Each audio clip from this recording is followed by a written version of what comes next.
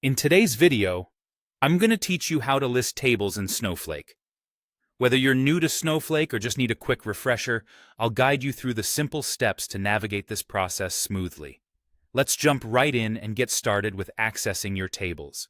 First things first, to begin listing tables, you'll want to navigate to the Catalog section within Snowflake and head directly to the Database Explorer.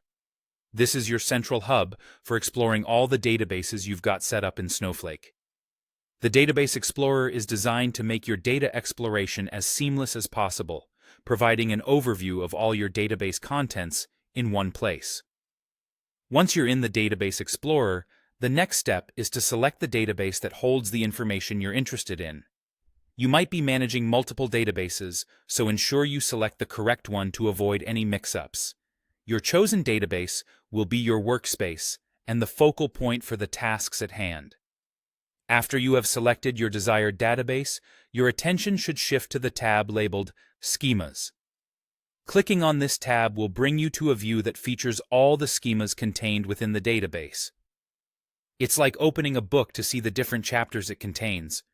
The concept of schemas is essentially Snowflake's way of organizing related tables, views, and other database objects. Think of them as folders that group your tables logically, making them more manageable and ensuring that your data stays organized. With the Schemas tab open, it's time to dive deeper and select a specific schema. This selection is crucial as it will reveal the tables associated with that particular schema. By focusing on one schema at a time, you're honing in on the specific set of data most relevant to your current needs or tasks. Navigating through schemas is intuitive, allowing you to locate the exact tables you're interested in analyzing or managing. And there you have it. The tables within your chosen schema should now be visible to you.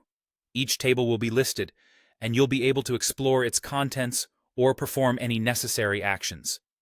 This method keeps your workflow efficient, allowing you to find and interact with your tables with ease.